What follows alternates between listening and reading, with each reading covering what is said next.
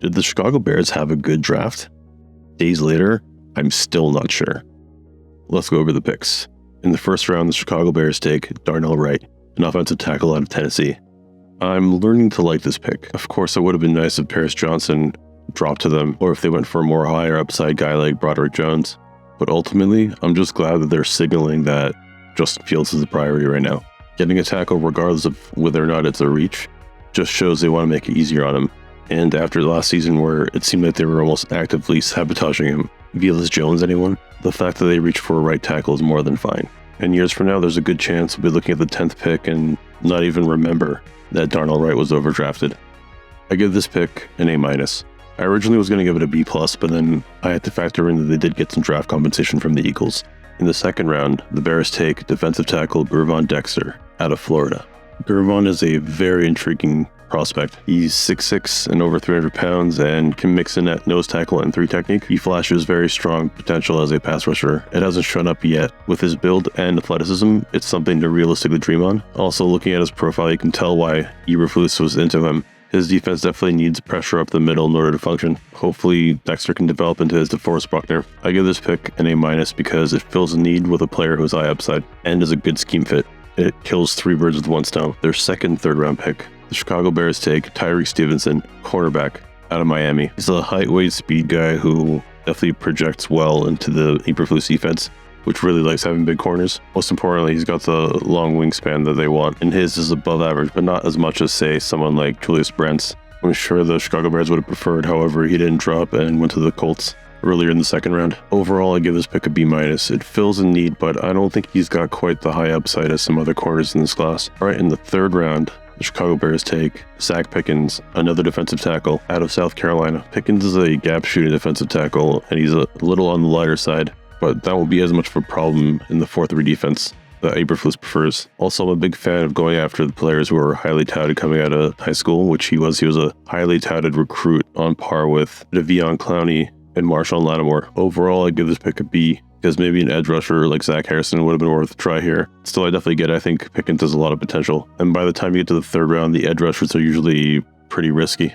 In the fourth round, the Bears take the other running back from Texas, Roschon Johnson. Johnson obviously is overshadowed by Robinson in Texas, but he's pretty good. He's a nice, steady power back who will help on special teams, and at worst can be an absolute all-star glue guy. And in the mid-rounds here, it's not bad to add guys who can help with team chemistry, especially for a team like the Chicago Bears who are going to be bringing in possibly 10 picks if they all make the roster. Overall, I give this pick a solid B. It's not exciting, but sometimes you need guys like this in the middle of the drafts who would just help on special teams and do all the dirty work. With their second fourth-round pick, the Bears take Tyler Scott, wide receiver out of Cincinnati. 40 times on Tyler Scott have definitely varied. So he ran a 4.39 at the pro day, so that's usually home cooking. So I think it's safe to say that he's fast, but he's not a blazer. But it's also safe to say that based on his tape, he can definitely move pretty fast in pads. It's hard to remember sometimes that Justin Fields actually is an incredible deep ball thrower because of how often he ran last year, but he truly has a knack for it, and I think adding a guy like Tyler Scott makes a lot of sense at this point. I give this pick an A-. They already have a pretty deep receiver room thanks to the addition of DJ Moore, but it never hurts to add a speed guy like this. In the fifth round, the Chicago Bears take linebacker Noah Sewell out of Oregon. I saw today that Bengal had him actually going in the first round originally in his way too early mock draft. Respect for owning up to that, because who knows how anything will work out ever. I say this as the guy who picked Brian Branch to go 10 overall to the Eagles. Anyway, this is a pretty interesting pick for the Bears because they added a lot of depth to that position in free agency. But with the sheer amount of picks they have, it wasn't a bad idea just to take a chance on Sewell, who was pretty highly regarded there for a while. You know, someone who was a, somewhat realistic high pick at one point. And yeah, he's not super athletic, but profiles well as one of those guys who makes it hard to earn a living over the middle of the field. I give this pick a B-.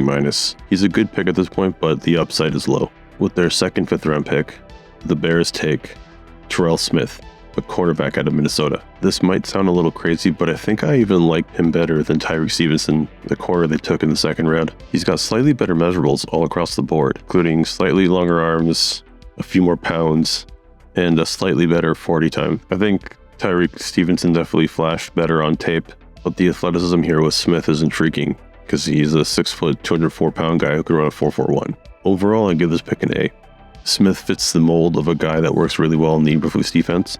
Plus, he's got a lot of upside, and I think it's kind of almost strange that he fell this low. Either way, the Bears have 2 good corners to dream on. In the 7th round, stop me if you've heard this one, a defensive tackle, Travis Bell, out of Kennesaw State. Bell is another disruptive 3-tech gap shooter type. He's got really long arms for a 6 foot, 300 pounder, and he ran a 5.03 in 40, which is pretty good for that size. Sure, it might be excessive to take a 3rd defensive tackle, but why not bet on an actual good talent and take the best player available here? I give this pick a B. Definitely was overkill, but at the same time, I like the fact that they're really thinking big picture here. All right, with their last pick, the Bears take Kendall Williamson, a safety out of Sanford. Kendall Williamson isn't anything really to be excited about. He's 6'1", 200 pounds, ran 4.49, which is pretty good for a safety, but I think he profiles as the classic 7th round special teams player, which after all the upside that they added to the roster, it's probably a good idea to start filling out their special teams here. I give this pick a solid B. Okay, so now 10 picks and 3 defensive tackles later, it's time to talk about the draft grade. I think actually working through the draft made me like what the Bears did a lot more. For some reason, when I kept looking at it, I was like, there's a lack of big names here, but that's a really dumb way to look at drafts. The key thing here is they did right by Justin Fields, and they definitely addressed the defensive tackle situation, which is vital to an Eberflus defense. That said, I can't shake the feeling that they should have added a pass rusher here. I think maybe if they had traded up for someone like Ojulari, that would have made a lot of sense. Still, I think it was a solid but not perfect draft. So I'm going to have to give it a B+. I think there was a way to use those picks to get an edge rusher and still have some of those defensive tackles at the end of the day. Most importantly, what do you guys think? Let me know in the comments. And if you could like and subscribe and pass this around, I would really appreciate it. Thanks again for watching.